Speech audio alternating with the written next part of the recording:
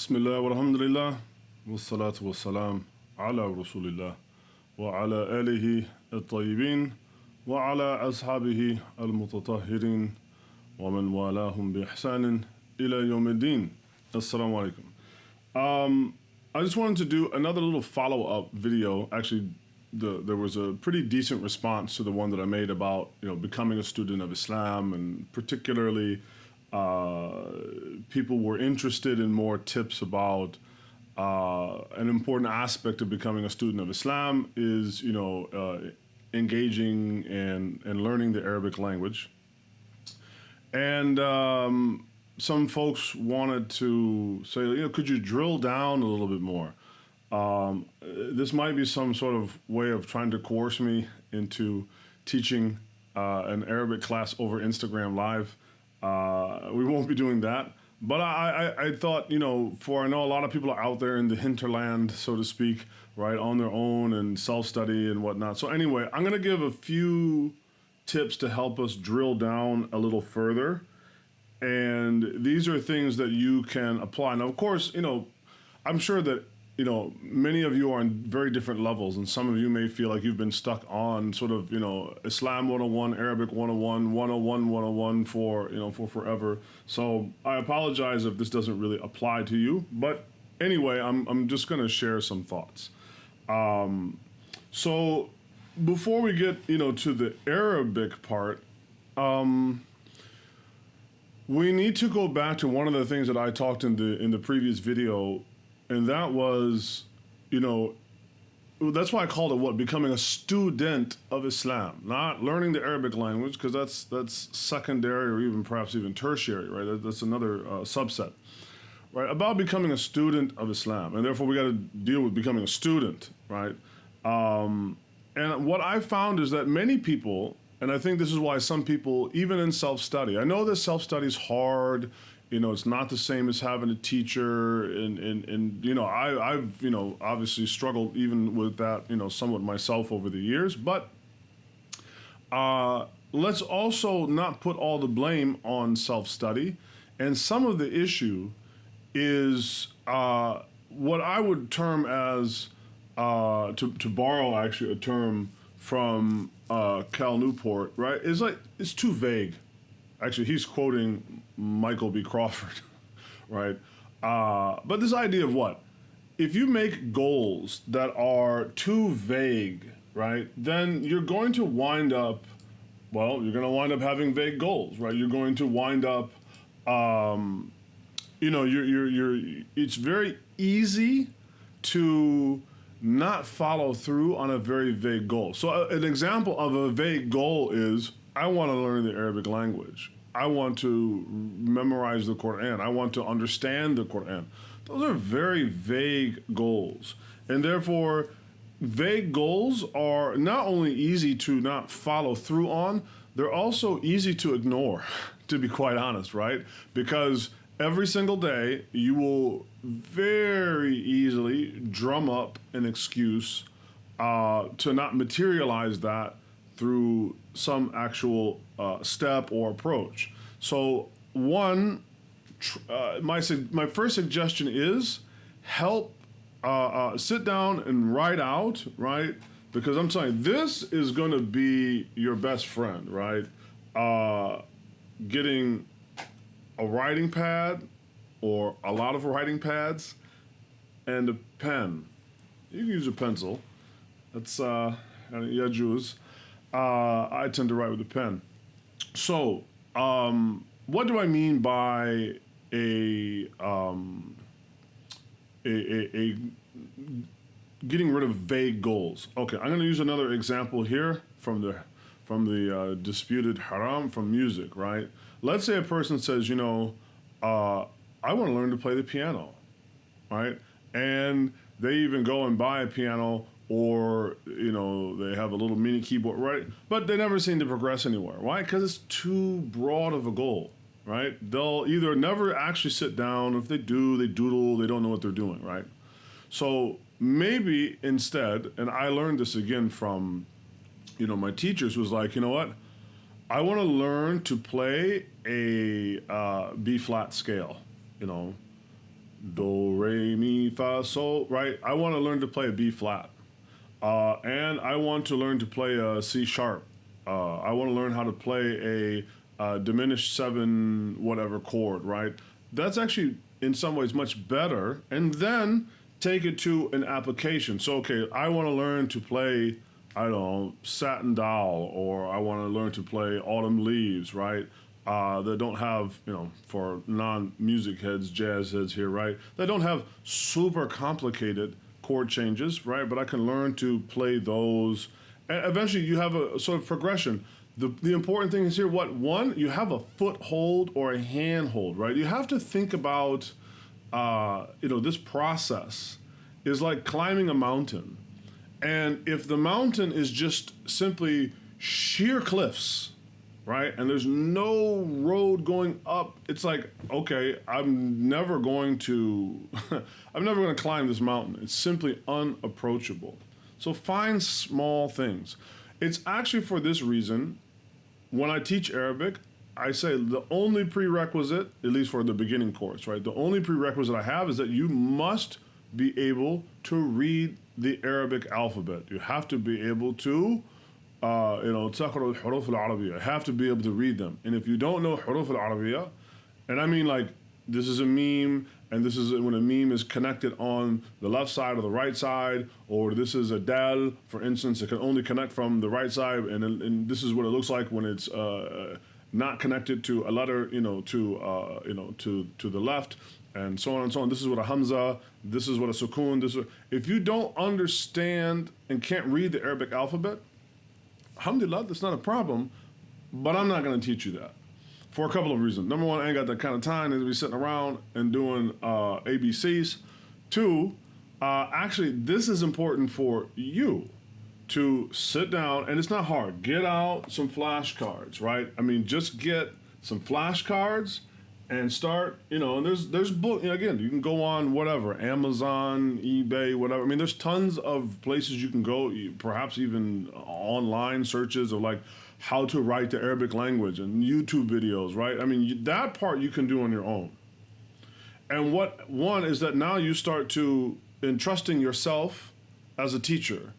And so that might be the very important, not so much, I want to learn Arabic. Okay, well, do you know the Arabic alphabet? No. All right. So that is your first approachable goal, is to sit down and learn. And therefore, it's also usually these types of, when we dismiss these kinds of vague goals, they're usually going to involve something tactile, right? Something physical, of which is going to build muscle memory. And that helps to build confidence. So again, avoid statements like, I want to learn Arabic. No. What do you want to learn this week? Right? What is your goal that you want? It could be, okay, if you already know the huruf al-Arabiya, you already know the Arabic alphabet. It could be, you know what? I want to memorize 10 root words from the last hizb or ruba' or juz'a of the Quran. And if you don't know those terms, so we for study purposes, right, dividing the Quran up into 30 parts, and then every juz'a you divide into a hizb or a half, and every half you divide into a ruba' or a quarter, and every quarter you divide into a thaman, right, into an eighth. And you can say, you know what, I'm going to take the last 5 surah of Juz' Amma, of the last 30th of the Quran, and I'm going to identify all of the root words and remember, and then make flashcards and work on those, right? Just as an example, right? That's just as an example. Because when you have a vague goal, it doesn't give you the inertia, right, to push forward. The other is identify, why do you want to learn Arabic? And you may say, well, what kind of statement? No. Why do you want to learn the Arabic language? Do you want to learn the Arabic to understand the Quran? Do you want to study fiqh? Because to be quite honest, certainly the vocabulary set is going to be different, and then that's going to involve reading mostly books of fiqh and not the Quran. And I'll tell I will die on this, plant a flag on this hill and die on it, is that the Quran is the easiest of all data sets to read and understand, right? One, the Arabic, the Quran is mubin, as Allah promises and states. It's clear. I remember years ago when I was teaching hifth to some students, and we would begin with Surah Al-Rahman. And they'd be like, why don't we begin with Juz' Amma or Al-Baqarah? No. We're going to begin with Surah Al-Rahman. And we, Al-Rahman, Allama al-Quran, such and such. And then get, فَبِأَيِّ آلَاءِ رَبِّكُمَا تُكَذِّبَانِ, right? And I would say, actually, here, man, just read this line. And they go, فَبِأَيِّ, right? You got that? You got that? Yeah, I got it. It's very easy. It rhymes. Yeah, it rhymes. It's nice, right? Can you remember that? Yeah, I can remember. I said, great, alhamdulillah, you've now memorized half of Surah Al-Rahman. Right, so, it rhymes, it sticks in your head. Now you've only got to basically memorize almost like every other verse, right? So I say that because if you go into a book of fiqh, it's going to be much more complicated, right? Because one, the author is not Allah. It's going to be a human being. I don't care if that human being is Imam Malik, Imam Shafi'i, Imam Ahmed. I don't care who it is, right? Al-Juwayni. I don't care who it is. That author is not Rabbul Alameen. So it's going to definitely be more complicated. So it's good to actually start with the Quran as a recommendation. But okay, maybe you're comfortable with Quranic Arabic and you want to advance to, right, what we call Dirasa Islamiyya, going into Islamic studies. So, books of fiqh and usul. I'm just telling you, it's going to be, a bit more convoluted, more complicated. But one, identify your data set, because that's going to help you, again, parse down and to eliminate and avoid making vague goals. And that's why, like, the current curriculum that I'm teaching from, that I devised for this little thing I launched called Learn Your Deen, right? The curriculum that I devised focuses almost 99% exclusively on the last juz'a of the Quran. So it's all of the nahu, all of the grammar, all of the sarf, all of the morphology, all of the mufradat, all of the vocabulary. Everything is on Juz'a Amma. And the idea is that, one, it's certainly a lot easier to tackle, right, the last 30th than to tackle the entire book. And, mashallah, the topics and the things covered in Juz'a Amma are so emblematic of the rest of the Quran that if you can get Juz'a Amma really in your pocket, where you feel, okay, man, I can open up and I know what's going on here. I don't just know that إِذَا السَّمَاءُ شَقَّتْ. I don't know just that shaqqat means to split, but I understand the wazn that it's on. And like, if you really got, right, the nahu and the sarf and the qawa'id, you got all those grammar rules in your pocket, trust me, it will be much easier to go into the rest of the Quran, and then it will be mostly just about vocabulary, right? Because you will have really mastered, like, verbs and their conjugations and their morphological conjugations and nouns and the sound and the broken and the masculine and the feminine and on and on and on, right? If you can get that, you'll get that all out of the last 30th of the Quran. And therefore, once you got that down, and then, inshallah, memorize that juz'a, right? It will make it much easier to go to the rest of the Quran, and it will facilitate both your understanding and your memorization of it, inshallah. So that's, it's kind of like what the reasoning that I work from, right? So again, why do you want to learn Arabic? Okay, let's presume it's right for the Quran and then for just all the things we just said. Now, let's look at let's get to some actual tips. Okay, I'm just going over my notes here. Let's get to some actual tips about Arabic for you to begin. One thing that will, I equate the learning of Quran and Arabic, I equate this to being in a battle, right? I equate this to being in a battle.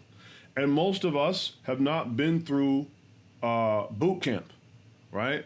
So if you haven't been through boot camp, and if you've never been in a street fight, or perhaps all you've done is been in a street fight, but you haven't been trained to fight, you haven't been disciplined, then what happens is I like to think of this, and I don't know if you'll be able to see, right? I like to think of this as a person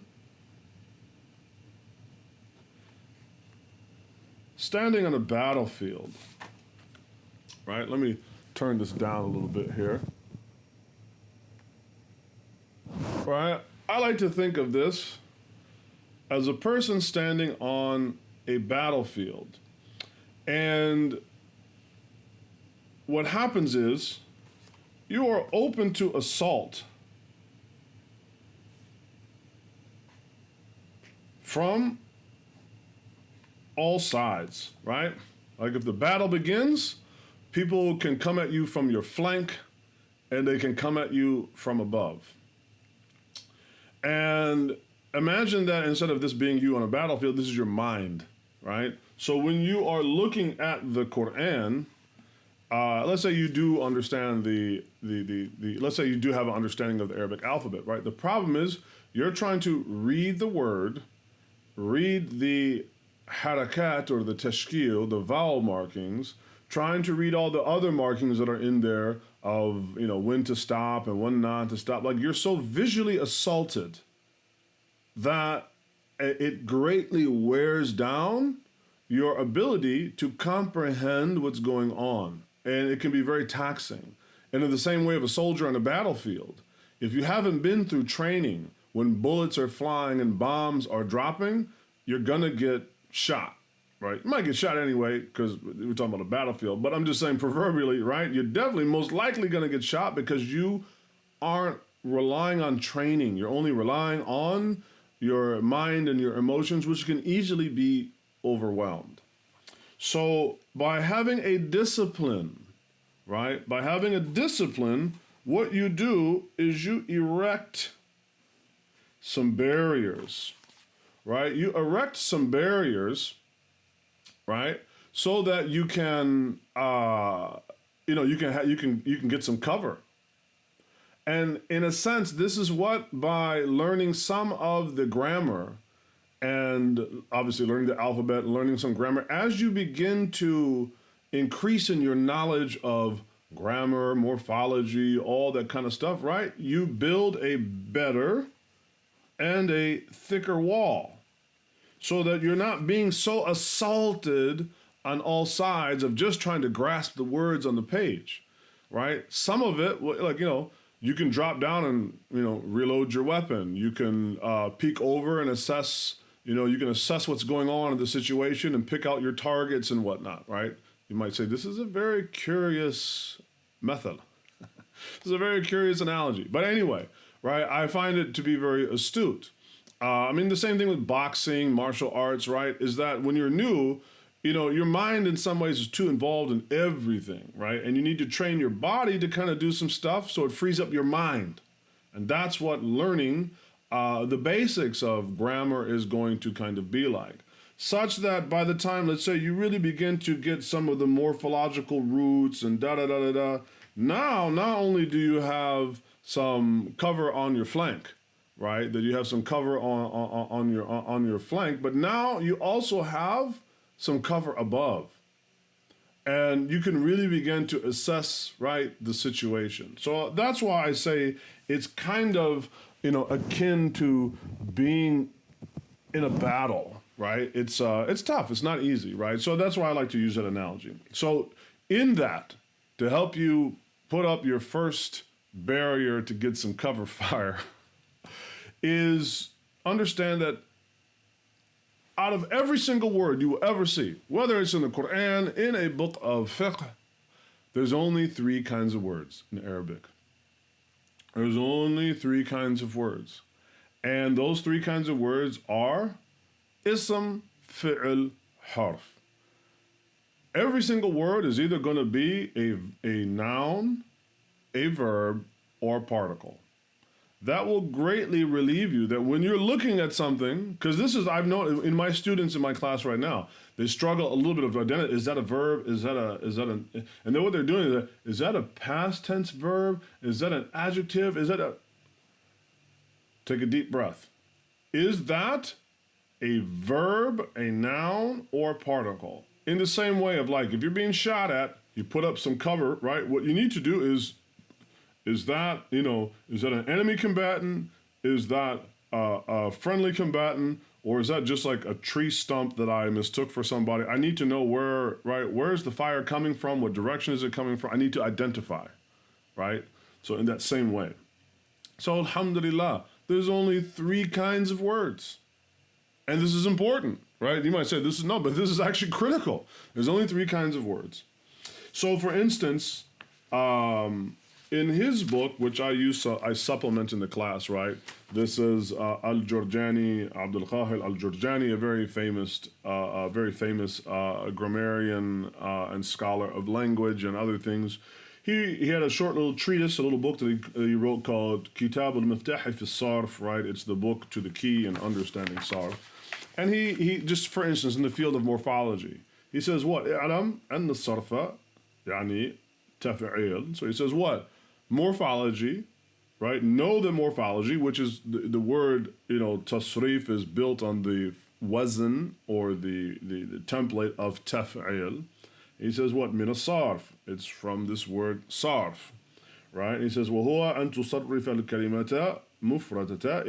It's to change a single word فتتولد في منها ألفاظ مختلفة, right? It is to فتتولد. It's as if to make that one word give birth to other words, to what he says, particularly other articulations, other alfaz, right? فتتولد منها ألفاظ مختلفة, right? To others, and then what? ومعان متفاوتة. And that then from those they will then also give various meanings, right, from that single root. So that's another important thing. How are words formulated? Putting aside the huruf, right, putting aside the particles, let's deal with ism and fa'al, nouns and verbs, because they're basically interrelated, right? They're going to be interrelated. Whether you want to say nouns are derived from verbs, verbs are derived from nouns, right? There's this, there's a root word, and from that you can construct nouns, and from that you can construct verbs. And that's an important thing to also understand. So for instance, if you just look at Surah Al-Fatiha, where Allah says what? Bismillahir Rahmanir Rahim. Okay, there is a disagreement of whether that's an ayah or not, but let's just take it as if it is, even though Imam Malik and some others disagreed, but we'll just say for now, okay, Bismillahir Rahmanir Rahim as the first ayah. And we have what? Bismillah. Well, how do I identify and break this down? Okay, so we have what? The ba, which is harf jar, which is going to be a particle that's going to impact, right? And then we have, and before we even get to that, we have B, that's a particle. And then Bismillah is actually what? B and Ismullah, right? Ismullah is what? The name of Allah. So we have Ism and Allah. Oh, okay, yes, this forms an idafa, right? A conjunction of 2 nouns, but what? A conjunction of is just what? It's still a noun. It's just a special kind of noun, right? So again, breaking things down into their elemental parts, what? Of particles, nouns, and verbs. So now we've identified, or you work to learn to identify that what? This is a noun. And therefore nouns, right? It's important now we're going to bring in another kind of complementary science is going to be called what? The science of i'rab, right? The science of how words take their final vowelings and become Arabic words, right? And therefore nouns are going to take there's only 4 vowelings that can happen on the final letter. Fatha, Dhamma, Kasra, or Sukun, right? The a, I, u, or silent, right? That makes it and therefore there are implications, right? And I always say, we're going to learn the universals and then we'll learn the exceptions later on. In general, if a noun has a fatha, it's the direct object. It's being acted upon. Some action is being acted upon it. If it has a dhamma, it is the subject, and if it has a kasra, it is being possessed, right? This is, and again, people are gonna be like, but, hey, wait, this is basic, this is boot camp. There are obviously exceptions, but this is just boot camp. So you need to, one of the things you need to do is to be able to identify, or what I call word classification, identify. What is this? Ar-Rahman ar-Rahim. Are these particles? Are these nouns? Or are these verbs? Well, you say, well, wait a minute. Ar-Rahim is an adjective. Okay, an adjective is what? A subclass of a particle, a subclass of a verb, or a subclass of a noun. Because again, there's only 3 kinds of words. Now, you may say, well, wait, in English, okay, we're not talking about English. We're talking about al-Lughat al-Arabiya. And in Lughat al-Arabiya, right, in the Arabic language, there are only 3 kinds of words and then many subclassifications, right? Sirat al-ladhina anamta alayhim. Sirat al-ladhi, right? Sirat al-ladhina. Al-ladhina. What is this? This is what we call ism mawsul. The al-ladhi and al-lati or al-ladhina, al-latina, right? Whether it's, masculine or feminine, singular or plural, right? This is what we call what? A relative noun. Relative, meaning what? It's still a noun. Now, yes, it will have different rules of can it take declension? Can it take fath? Okay, yeah, those are all other considerations, but it's a noun, and this is important. So again, learn, or first, as he says, as Al-Jurjani says, i'lam, right? Know what? There's 3 kinds of words: ism, fi'l, harf, right? Noun, verb, particle, and learn to identify what you got in front of you, right? And write it down, right? Don't just rely upon your memory. Get that secondary reinforcement of writing. So, get out a writing pad, go buy a whole bunch of them, go to the dollar store and spend $20. Spend $19 on little notepads and $1 on a pen, right? And use them up, right? And get that secondary reinforcement of writing everything down. So as I said, we have that. Then when it comes to nouns, very simply, you're either going to have a singular noun or plural noun. Okay. Yes, there's the dual, okay? But for now, we're going to include that in what? Because definitely it's not singular. Yes, Arabic has 3 voices: singular, dual, and plural. But let's simplify things for right now. We have, for nouns, singular and plural, masculine and feminine, right? And then, yes, in terms of their plurality, they're either sound or broken. Sound nouns, like the word mu'min and mu'minun, right? When it takes the un or the in, if it's, right? Let's just stick with mu'minun, right? This is the sound plural of mu'min. And therefore, its verbal and adjectival agreement is going to be what? Masculine. Because the word mu'min and mu'minun is what? A masculine word, singular and plural. Just like mu'mina and mu'minat, right? This is a sound feminine, so therefore, again, you're going to have this agreement between the verb then being conjugated in that voice and any adjectives being conjugated in congruence. The difference is when you get to broken plurals, right? A noun, right, that is conjugated in a broken form. Then you're going to get to, for instance, masjid and masajid, or miftah and mafatih, right? Masjid, we know what mosque, and miftah is a key, right? When you go from their singular to their plural, they're on this wazn, what? Mafatih, masajid, right? So even though in its singular, right, if it's going to be acted upon by a verb, the verb would be masculine, and if there's any adjectives, then the adjective is going to be masculine. When it goes to the plural, the broken plural, it's going to have what? it's going to be treated now grammatically feminine, masajid. So instance, Masjid Kabir or Masjid Jamil, right? A beautiful mosque or a big mosque is going to be what? Masajid Kabira, Masajid Jamila, right? You're going to have the ta'un marbuta, the ta of femininity, right? It's going to conjugate, right? And this applies across the board. The challenge, and this is where you got to get down to writing, right? And doing that secondary reinforcement is, well, how do I know, right? When a verb takes a broken or a sound plural, or ya Allah, what happens if there can be both sound and broken plurals, right? Well, that's just called welcome to the club of getting down to brass tacks of studying, right? You have to study and learn. But alhamdulillah, don't worry about trying to pack in every exception, right? You know, I see this happen with my students is they're like, but what about what? Hey, forget about what, but about. Right? Forget about what about, right? Let's get to the universals and then you'll learn the exceptions as you go because you don't even really have the universals under your belt yet, right? So learn those first, right?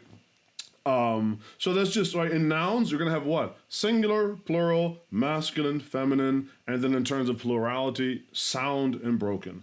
And then when it comes to verbs, in a similar, what? You're gonna have singular and plural conjugations, masculine and feminine conjugations, and you're going to have what? Instead of sound and broken, you're going to have present and past tense, right? So for instance, abada, which means to worship, literally he worshiped, then you have what? Abadat, she worshiped. And then in the present tense, ya'budu and ta'budu, he worships and she worships. How do you learn this?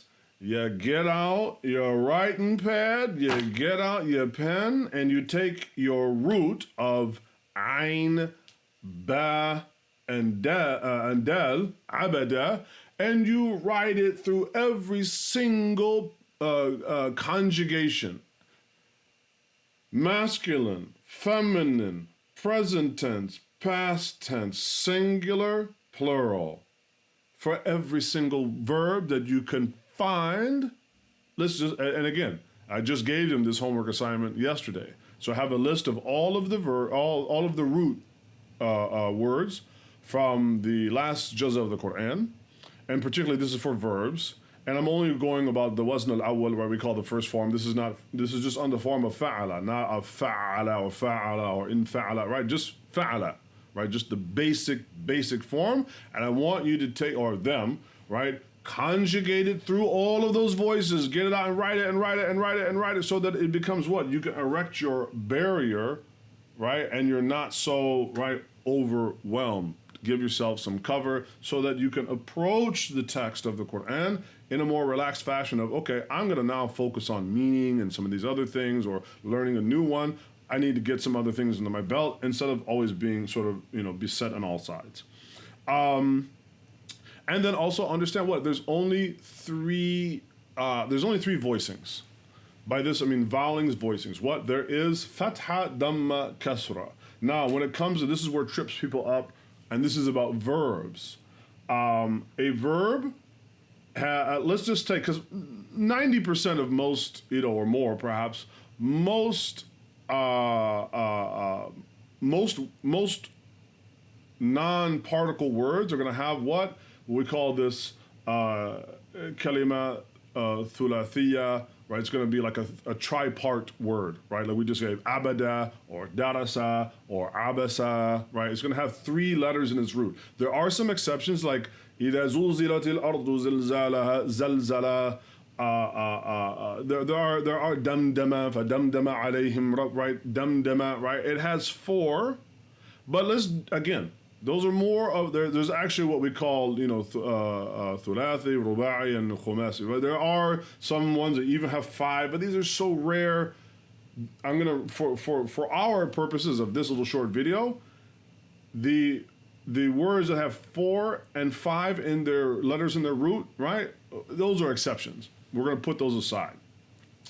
And therefore we're going to deal, and we're also going to put aside the sort of weak, even though they do maybe have 3, but we're going to put aside, right, the weak or odd conjugations. Just deal with the bread and butter 3 basic, strong letters in their root. And therefore, on that second letter, like let's go back to abada, right? Abada, the ba, the middle letter, right? When it's conjugated to its present tense, right? This is going to take a dhamma for its voicing. So it goes from abada, he worshipped, to ya'budu, bu. The ba now takes a dhamma, ya'budu, and it will take it all throughout the conjugation. So abadat, she worshipped, she worships, ta'budu. I worshipped, abadtu, and what I worship, a'budu. So in this case, the root of abada, right, of ayn ba dal, it has a dhamma for its present tense conjugation. Let's take another one. Amila. Amila, to know. Literally, he knew. So amila and amilat. He knew and she knew. Present tense is going to have a fatha. So it's going to be what? From amila to ya'malu. Alimat to ta'malu. And a'malu and na'malu and ya'maluna and so on. All of the present tense is going to take what? A fatha on the second harf of the root, right? And likewise, kadhaba, right? To lie. Kadhaba and kadhabat goes to what? Yakdhibu and takdhibu. He lied and she lied, to he lies and she lies. Again, with the dhal as the middle letter is going to take what? A kasra, right? And there are even some verbs that can take they can take a multiple voicing. This is why in the qira'ah of the Quran you can have أَيَحْسَبُ أَنَّ مَا لَهُ أَخْلَدَ and أَيَحْسِبُ أَنَّ مَا لَهُ أَخْلَدَ, right? It can be يَحْسَبُ and يَحْسِبُ, because hasaba, you can take this voicing, right? There's a difference in how the Arabs understood the voicing, particularly of that verb. Now, you might say, well, wait a minute, man. How do I know this? Well, this is where you're going to have to get out a dictionary. So I'm going to leave in the details here, right? This is why I recommend for new students, again, English speakers, get a copy of the Hans Wehr Dictionary. And the beautiful part is it's free, available online on a website. There's also an app you can download, and of course you can, order the physical copy. And what's really nice about the Hans Wehr is that it will show you, right, and it'll give you the root, right? When you look it up, like if you want to look up abada, you look it up alphabetically, ayn, ba, dal. You get to the word abada, and it gives you phonetically in English, it's third person, masculine, singular, right? That's like the stripped down version, and it will give you it'll give you that as the articulation. The left, it'll give you what? Abada. And it'll say in the English phonetics, abada, and then next to it, it'll just have a single letter. And it's either going to be an A, a U, or an I. And as you can guess, that's telling you what is its present tense, mudari', what is going to be its present tense conjugation on the second letter. So you know how to conjugate it into the second letter, into the present tense, and what voweling to put on that second letter in its present tense conjugation. This is probably enough. Anyway, work on these.